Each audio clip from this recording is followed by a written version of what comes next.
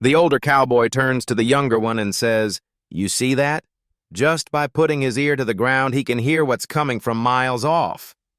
The Indian lifts his head and says, "A full wagon, drawn by a single horse, 2 passengers and a dog."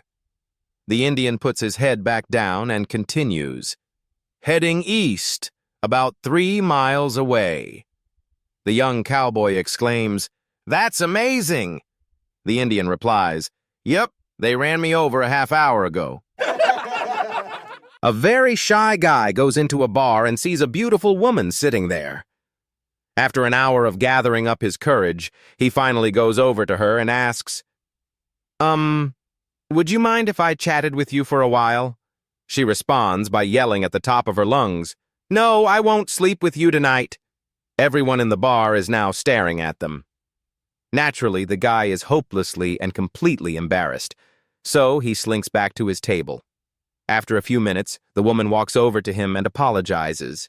She smiles at him and says, "I'm sorry if I embarrassed you.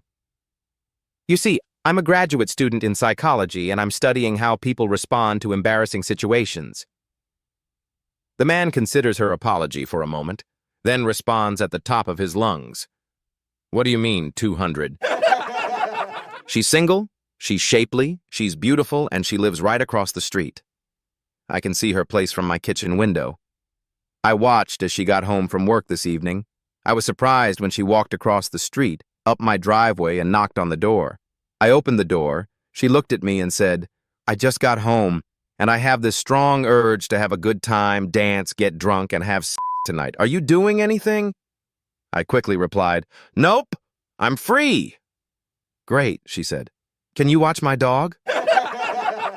So Mick and Patty decided they would build a rocket ship. News reached the Dublin press, and so they sent reporters to interview them.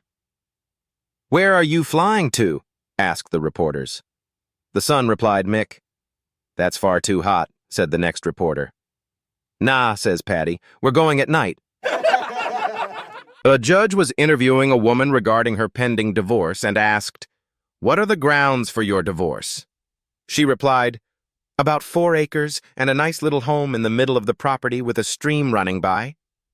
"No," he said. "I mean, what is the foundation of this case?" "It is made of concrete, brick, and mortar," she responded. "I mean," he continued, "what are your relations like?" "I have an aunt and uncle living here in town, and so do my husband's parents." He said, "Do you have a real grudge?" "No," she replied. "We have a 2-car carport and have never really needed one."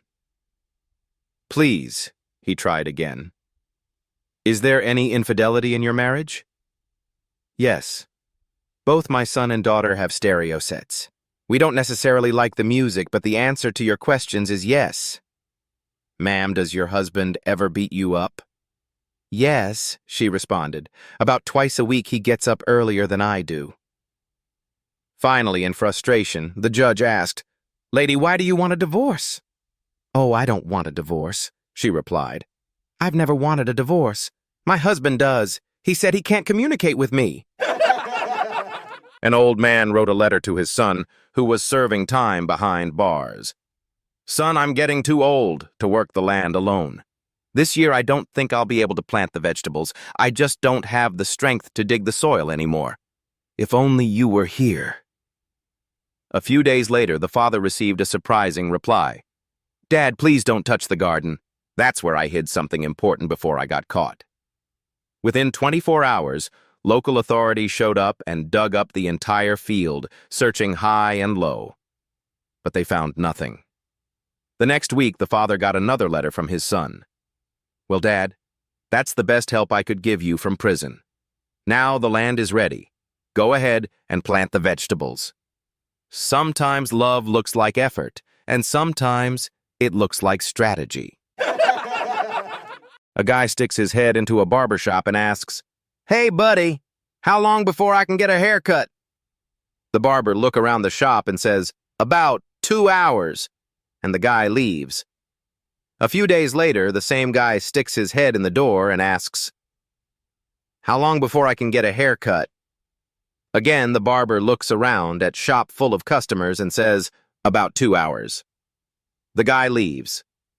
A week later, the same guy sticks his head in the shop and asks, "How long before I can get a haircut?"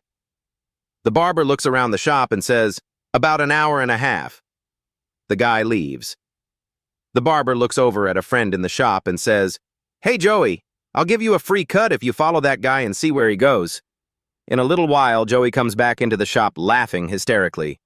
The barber says, "This must be good. Where did he go when he left here?" Joey says, "To your house." A few years ago, when I used to travel often for work, I'd usually fly out early Monday mornings and return late Friday nights. My wife, Nora, would sometimes bring the kids along to pick me up from the airport. It was kind of our little tradition.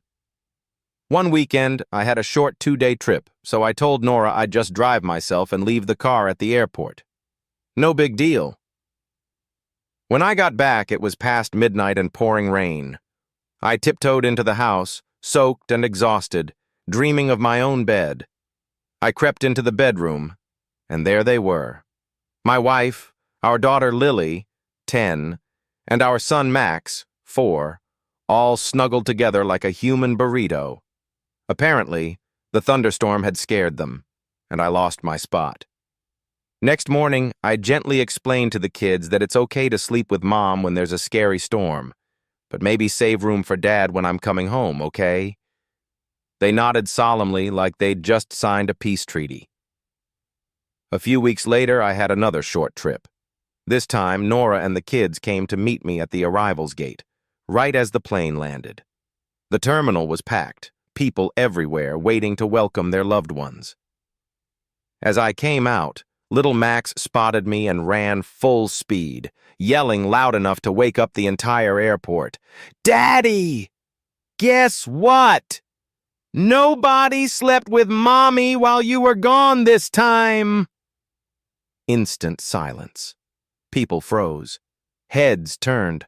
Eyes widened. Some gasped. One guy dropped his coffee. And there I was, standing in the middle of Newark International, trying to explain to 100 strangers that yes, I do trust my wife, and no, my marriage isn't falling apart. Thanks, Max. Never a dull moment. A couple's bachelor neighbor was shipping some household goods from his parents' home in Connecticut to Texas. The moving van would arrive ahead of him, so the wife agreed to open up the neighbor's house. At 4:30 a.m. on the scheduled day, the couple's phone rang. The trucker was outside Houston and needed specific directions. The wife talked to him briefly and crawled back into bed. "You gave that poor man such a roundabout route that it'll take him an extra hour to get here," the husband exclaimed. "I know," his wife said. "Turn off the light." One wintry Sunday morning, a couple were luxuriating in their cozy bed. "Let's get the Sunday paper and read it here," the wife suggested. The husband yawned lazily. "Okay," he responded. "But which one of us is let's?" My sister didn't do as well on her driver's ed test as she'd hoped. It might have had something to do with how she completed this sentence. "When the onak is dead, the car won't start." She wrote, "Driver." I spotted several pairs of men's Levi's at a garage sale. They were sizes 30, 31, and 32, but I was looking for size 33, so I asked the owner if he had a pair. He shook his head. "I'm still wearing the 33s, he said. "Come back next year."